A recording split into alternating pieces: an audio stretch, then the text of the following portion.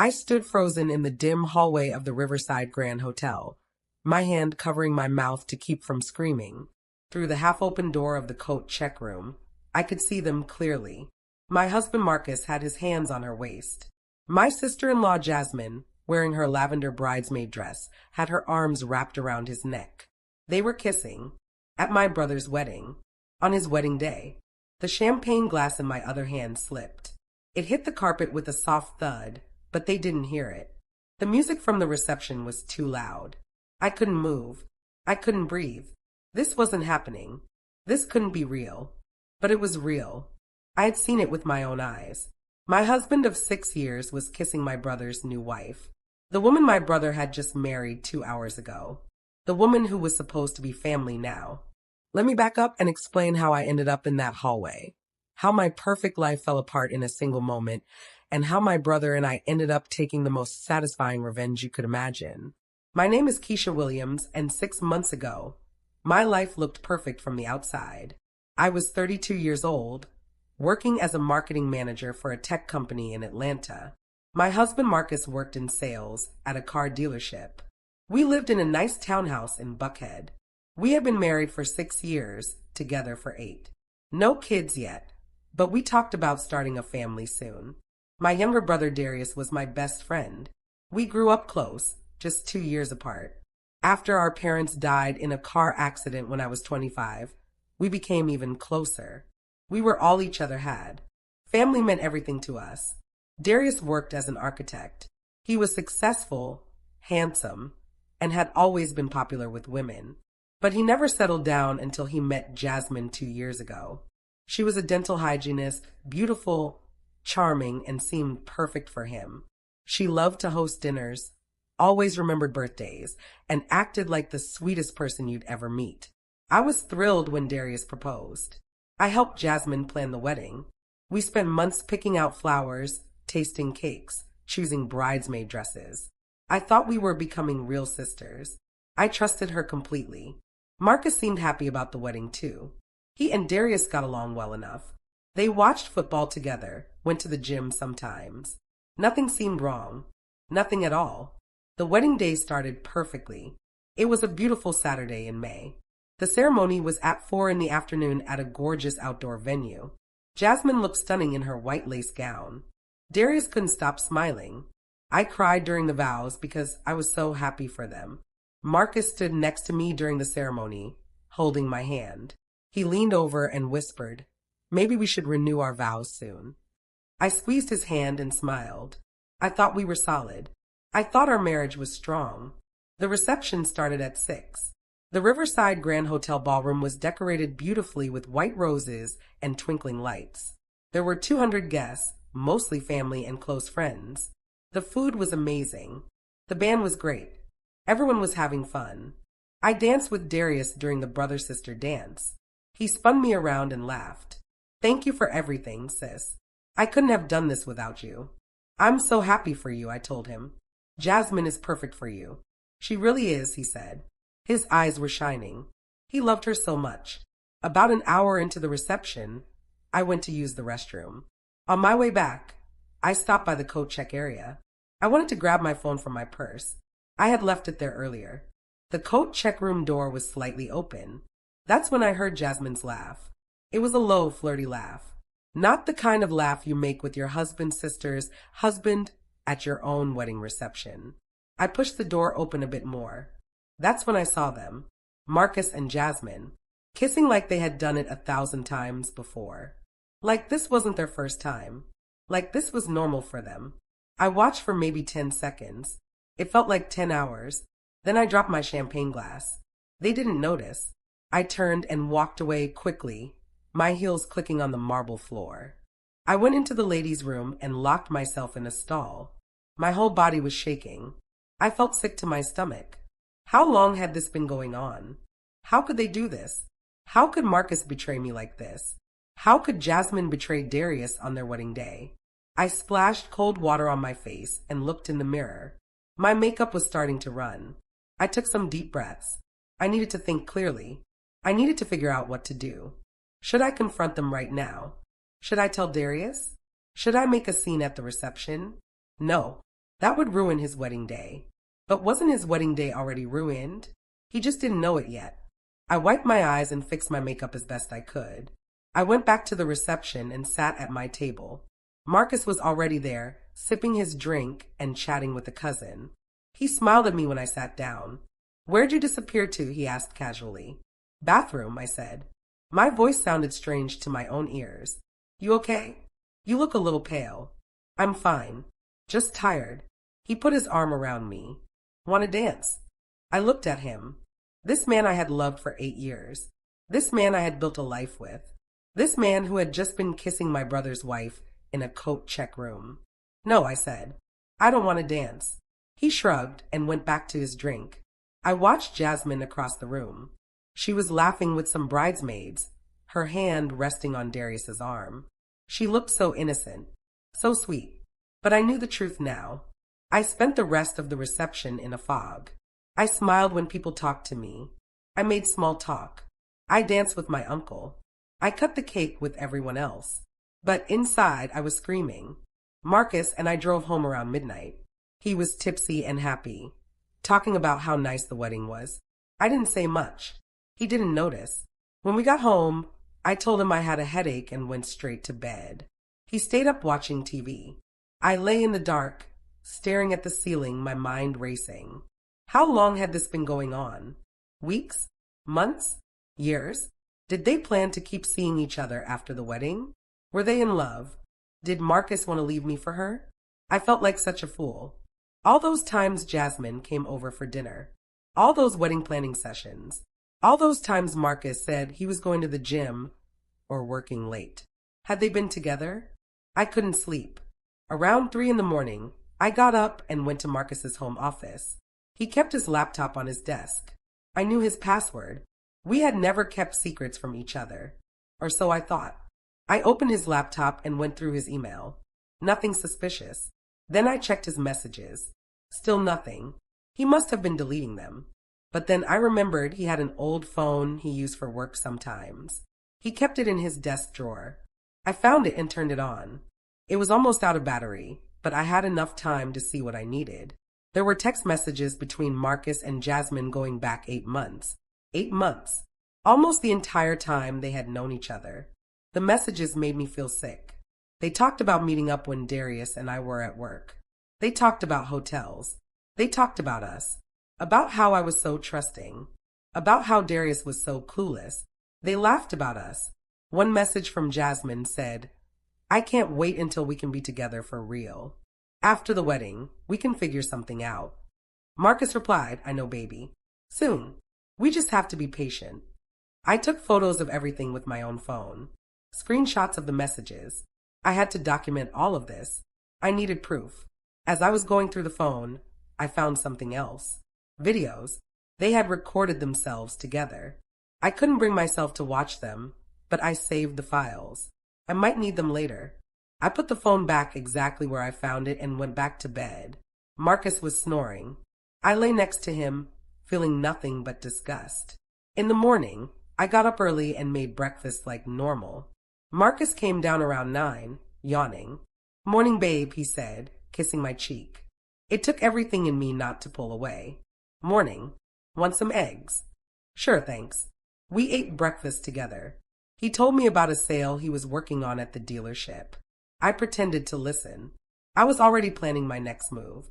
After breakfast, I told him I was going to the gym. Instead, I drove to a coffee shop and called my best friend Monica. She was a divorce attorney. I needed advice. "Keith, slow down," Monica said after I told her everything. "Take a breath. Are you absolutely sure about what you saw?" "Yes, and I have the text messages to prove it. 8 months worth. They've been planning this." Monica was quiet for a moment. "Okay, here's what you need to do. Don't confront him yet. We need to gather more evidence. Financial records, bank statements, credit card bills. If he's been spending money on her, we need proof. Also, do you have a joint bank account?" "Yes. Start moving money to a separate account. Half of what's in there. You're entitled to it. And don't tell Marcus anything. Not yet. What about Darius? I have to tell my brother. I know this is hard, but wait. If you tell him now, he might confront Jasmine. Then Marcus will know you know. We need the element of surprise. Trust me on this. I hated it, but she was right. I couldn't tell Darius yet. It would destroy him. But he deserved to know. They both deserved to face consequences. Over the next 2 weeks, I became a spy in my own home. I went through Marcus's things when he was at work. I found credit card statements showing charges at restaurants and hotels on days he told me he was working late. I found receipts in his car. I documented everything. I opened a new bank account and transferred half our savings. About $15,000. I also changed the password on our joint investment account so he couldn't touch it without me knowing. I acted completely normal around Marcus. I cooked dinner. I kissed him goodnight. I asked about his day. He had no idea I knew everything. The hardest part was avoiding Darius. He called me several times after the wedding, wanting to get lunch and talk about the honeymoon he and Jasmine were planning. I made excuses. I said I was busy with work. I couldn't face him knowing what I knew. After 2 weeks, I called Monica again. I have everything, I told her. Messages, financial records, photos. What now? Now we confront him. But not at home. You need a witness. Someone who can back you up if things get messy. I want to tell my brother first. He deserves to know before I blow this up. Monica agreed. So I called Darius and asked him to meet me for coffee. Just the two of us. I said it was important. We met at a Starbucks near his office. He gave me a big hug when he walked in. Hey sis, I've missed you. You've been so busy lately. I know. I'm sorry. I've had a lot going on. We got our coffee and sat down. He was smiling, happy, talking about how married life was going. Jasmine is amazing. I'm so lucky. I felt my stomach turn. I had to tell him. I couldn't keep this secret anymore. Darius, I need to tell you something. And it's going to be really, really hard to hear. His smile faded. What's wrong? Are you okay? I'm not okay. And neither are you. I took a deep breath. At your wedding reception, I found Marcus and Jasmine in the coat check room. They were kissing. Darius stared at me. What? No. You must have seen something else. Maybe they were just talking and you misunderstood. I didn't misunderstand. And there's more. I pulled out my phone and showed him the screenshots of the messages. They've been having an affair for 8 months. Since right after you started dating Jasmine. I watched my brother's face as he read the messages. His skin went gray. His hands started shaking. He looked up at me with tears in his eyes. 8 months? The whole time? Yes. I'm so sorry. He put his head in his hands. I married her. We just got married. This can't be real. It's real. And we need to figure out what to do about it. Darius was quiet for a long time. Then he looked up at me. The sadness in his eyes had turned to anger. We make them pay, he said. Both of them. We sat in that Starbucks for 2 hours, planning. Darius called his best friend Travis, who happened to be a private investigator. Travis agreed to help us gather more evidence. We needed to catch them together again. We needed proof that was undeniable. Darius also called his lawyer. He wanted to know his options for annulment. Turns out in Georgia, you can get an annulment if there was fraud. Jasmine had married him while in a relationship with someone else. That was fraud. For my part, Monica started preparing divorce papers. She also helped me document all of Marcus's financial misconduct. He had been using our joint credit card to pay for hotel rooms and dinners with Jasmine. That was misuse of marital assets. Over the next week, Travis followed Marcus and Jasmine. Sure enough, they met up 3 times. Once at a hotel. Once at Jasmine's apartment when Darius was at work. Once at a restaurant on the other side of town. Travis got photos of everything. Them kissing in the parking lot. Them going into the hotel room. Them having dinner and holding hands. The evidence was overwhelming. Darius and I decided we needed to confront them publicly. We wanted them to feel the same humiliation we felt. We wanted everyone to know what they had done. So we planned a party. Darius told Jasmine he wanted to throw a big celebration for their 1-month wedding anniversary. He said he wanted to invite all their friends and family to a fancy dinner at the Riverside Grand Hotel, the same place they got married. Jasmine loved the idea. I told Marcus we were invited to Darius and Jasmine's anniversary party. He acted excited. That'll be fun. They seem really happy together. I had to bite my tongue. Yeah, really happy. The party was scheduled for a Saturday night. Darius invited about 50 people. All the wedding party, both families, close friends. Everyone who had celebrated their marriage would be there to watch it fall apart. The hotel set up a private dining room. There was a small stage with a microphone for toasts, perfect for what we had planned. Darius and I coordinated everything with Monica and Travis. We had the evidence printed out. Photos, text messages, credit card statements. We had a video presentation ready. This wasn't just going to be a confrontation. This was going to be an exposure. The night of the party, I got dressed carefully. I wore the emerald green dress I had worn to a Christmas party the year before. Marcus said I looked beautiful in it. I wanted to look my best when I destroyed his life. Marcus put on a suit and tie. He was in a good mood, joking around as we got ready. Should be a fun party. Free food and drinks. Oh, it'll definitely be memorable, I said. We arrived at the hotel at 7. The dining room looked beautiful. Round tables with white tablecloths, flower centerpieces, dim lighting. Very romantic. Very classy. The perfect setting for what was about to happen. Darius and Jasmine were already there, greeting guests. Jasmine was wearing a tight lavender dress and heels. She looked gorgeous. She ran up and hugged me when we walked in. Keisha, I'm so glad you're here.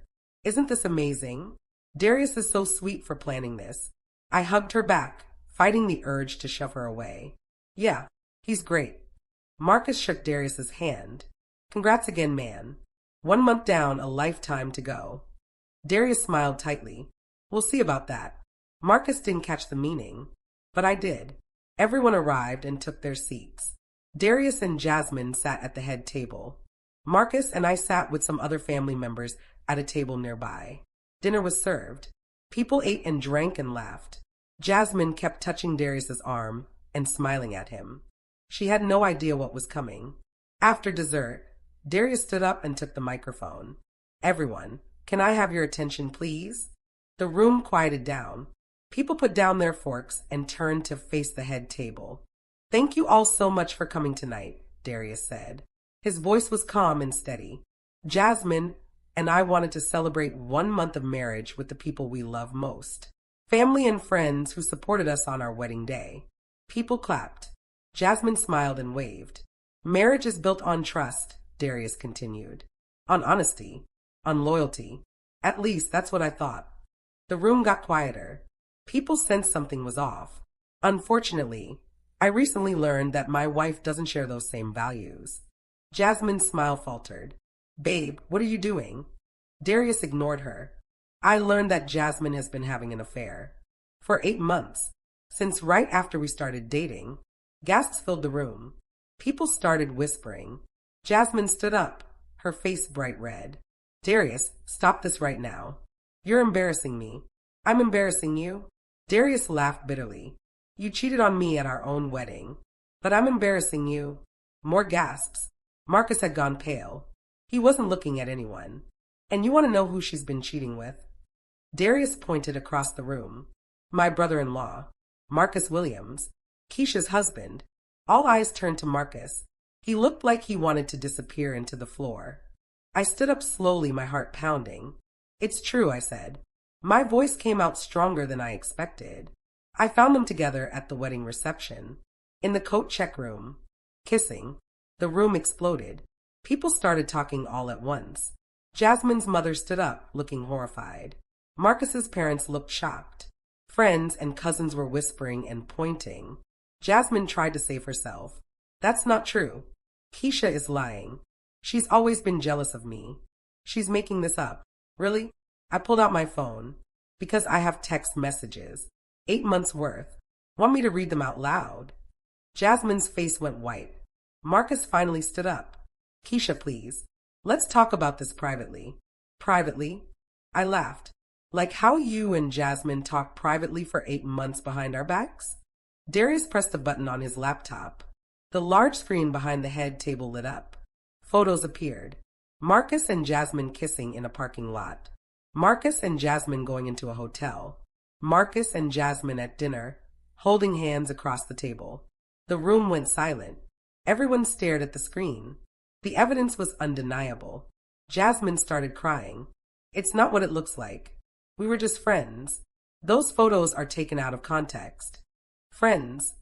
I pulled out the printed text messages and started reading. I can't wait to be in your arms again. Last night was amazing. I love you so much. Jasmine's mother gasped. Jasmine Marie, what have you done? Marcus tried to approach me. Keisha, let me explain. Explain what? How you fell in love with my sister-in-law. How you've been lying to me for 8 months. How you used our money to take her to hotels. Darius picked up a stack of papers from the table. These are credit card statements. Marcus charged 17 hotel stays on his joint credit card with Keisha. All on days he told her he was working late. More gasps and whispers. People were pulling out their phones, probably texting others who weren't there. This was going to be all over social media within hours. Marcus's face was red now. You had no right to go through my personal things.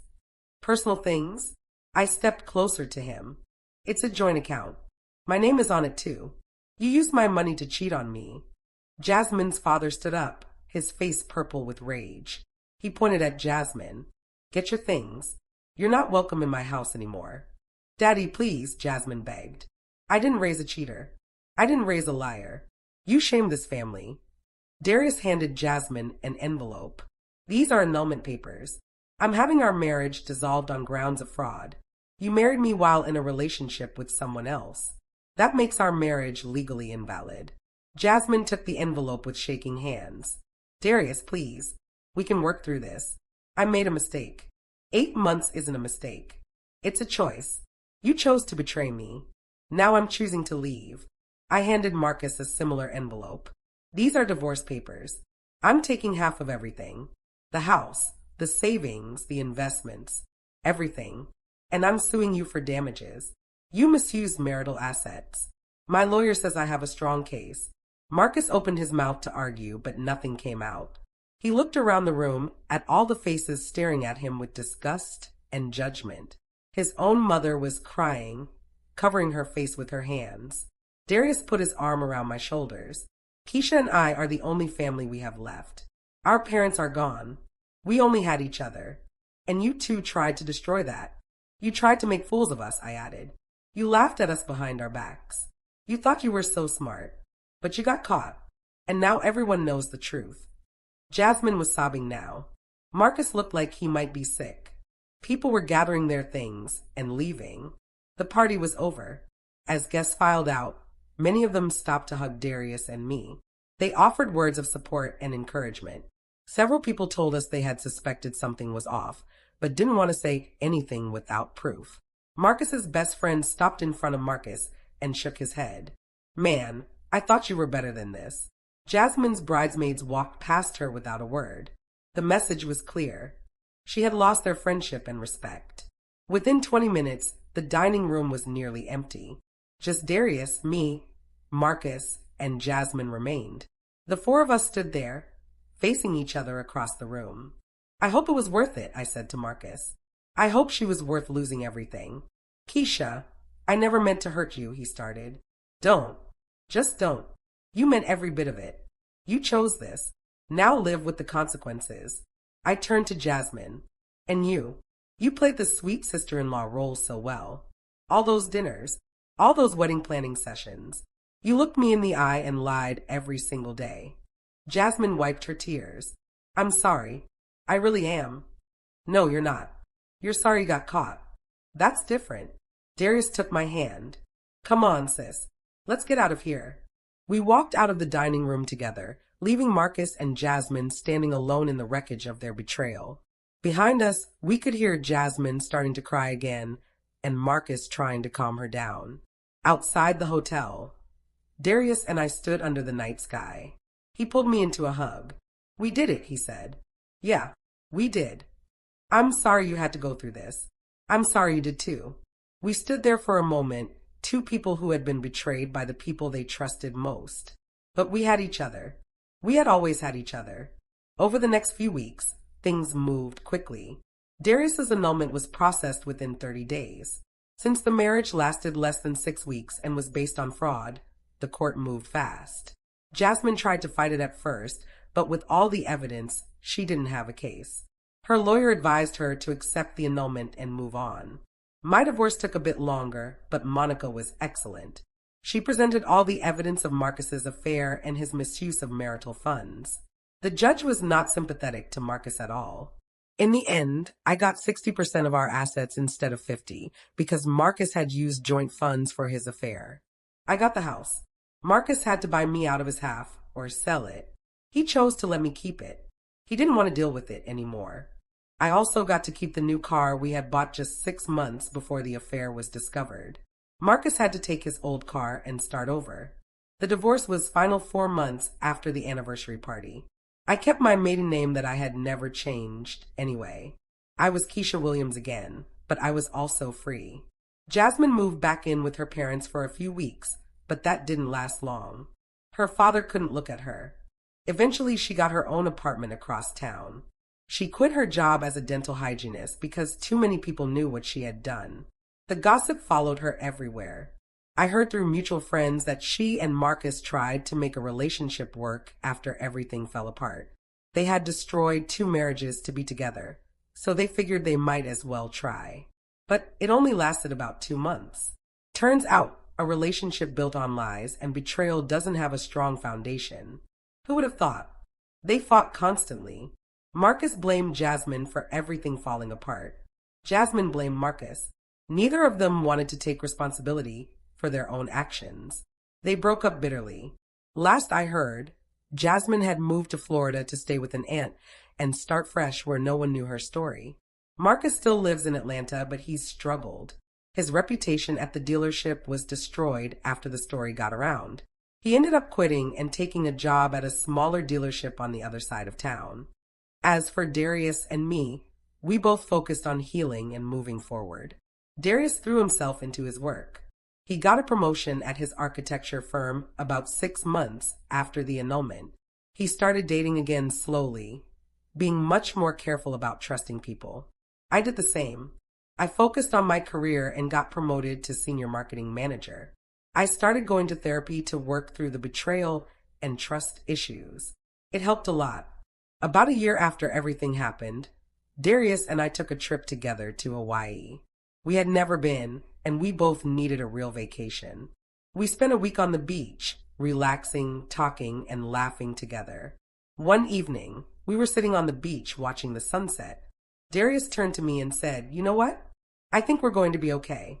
Yeah, I agreed. I think we are. I mean it. Look how far we've come. A year ago, our whole world fell apart, but we're still standing. He was right.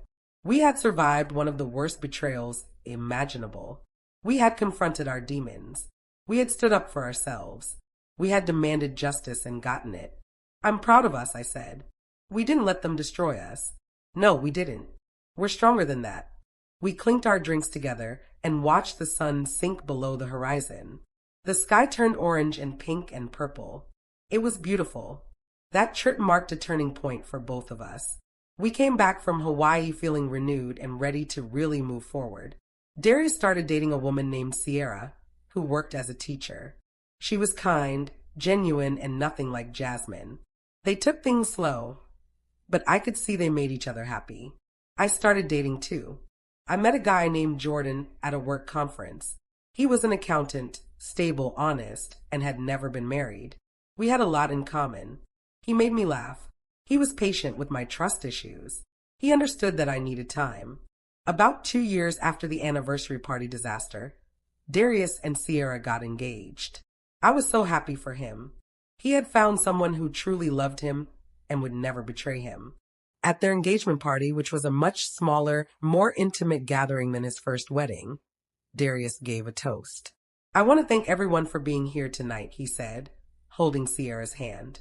"I also want to thank my sister Keisha. She stood by me during the darkest time of my life. She helped me find the strength to demand better for myself.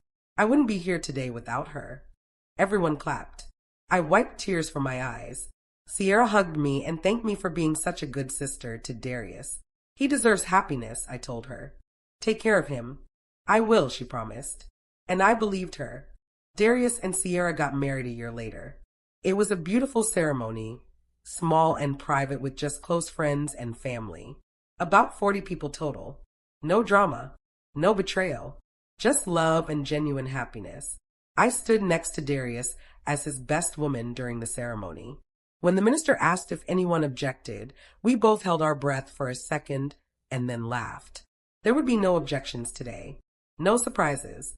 Just a real commitment between two people who truly loved each other. At the reception, Jordan and I danced together. He spun me around and pulled me close. "You look happy," he said. "I am happy," I realized. And I meant it.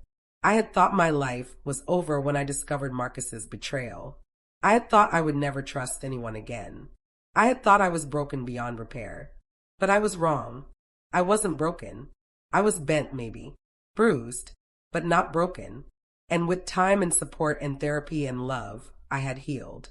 Looking back now, 3 years after that awful anniversary party, I can honestly say that confronting Marcus and Jasmine was one of the best things I ever did. Not because revenge felt good, although there was some satisfaction in watching them face consequences for their actions, but because standing up for myself, demanding respect, and refusing to be a victim gave me back my power. It showed me that I was stronger than I thought. It showed me that I deserved better. And it opened the door for me to find real happiness with someone who actually valued me. Sometimes the worst things that happen to us lead us to the best things in our lives. I lost a husband who didn't deserve me and gained clarity about what I truly wanted in a partner. Darius lost a wife who betrayed him and found a woman who genuinely loved him. And we both learned that family, real family, is the people who stand by you when everything falls apart. Darius and I had always been close, but going through that nightmare together made us closer than ever. We had survived together. We had fought back together. And we had won together. That anniversary party might have been the worst night of our lives when it started, but it ended up being the beginning of our best lives. Because we refused to be victims. We refused to stay silent. We refused to let betrayal define us. We took control of our own stories. And that made all the difference. A few months ago, I ran into Marcus at a grocery store. We hadn't seen each other since the divorce was finalized. He looked older, tired. His hair was graying at the temples. He was alone, pushing a cart with just a few items in it. He saw me and stopped. For a second, I thought he might just walk away. But he didn't. He walked over to me. "Keisha," he said. "Hi." "Hi, Marcus." We stood there awkwardly for a moment. Then he said, "You look good." "Happy." "I am happy." "Thanks. I heard you're dating someone." "Yeah, Jordan. He's a good guy." Marcus nodded. He looked down at his shoes. "I'm glad. You deserve to be happy." "I do," I agreed. "And I am. I want you to know I'm sorry. For everything. I was a fool. I threw away the best thing in my life for something that meant nothing." I looked at him. I felt nothing. No anger. No sadness. No residual love. Nothing. He was just a person I used to know. "I accept your apology," I said. "But it doesn't change anything. What's done is done." "I know. I just wanted you to hear it. I messed up bad." "Yeah, you did. Do you ever think about what could have been? If I hadn't been so stupid?" I thought about it for a second. "No, I don't. Because what could have been doesn't matter. What is all that matters. And what is that I'm happy now. Really happy. Happier than I ever was with you." He flinched a little at that, but he nodded. "Good. That's good. I really mean that. I hope you find happiness too someday, Marcus. I really do. But it won't be with me. I know." He hesitated, then asked, "How's Darius doing? I heard he got remarried." "He did. To an amazing woman. They're very happy together." "That's good. Tell him I said congratulations." "I won't be doing that. But I'm sure he'd appreciate the sentiment if he knew." Marcus laughed sadly. "Yeah, fair enough. Well, take care of yourself, Keisha." "You too, Marcus." He walked away with his cart. I watched him go and felt nothing but relief that chapter of my life was completely closed. I finished my shopping and went home to Jordan, who was cooking dinner for us. That night, as we ate and talked and laughed together, I realized how much my life had changed. 3 years ago, I was eating dinner with a man who was betraying me. Tonight, I was eating dinner with a man who cherished me. 3 years ago, I was living a lie. Tonight, I was living my truth. 3 years ago, I thought my life was over. Tonight, I knew my life was just beginning.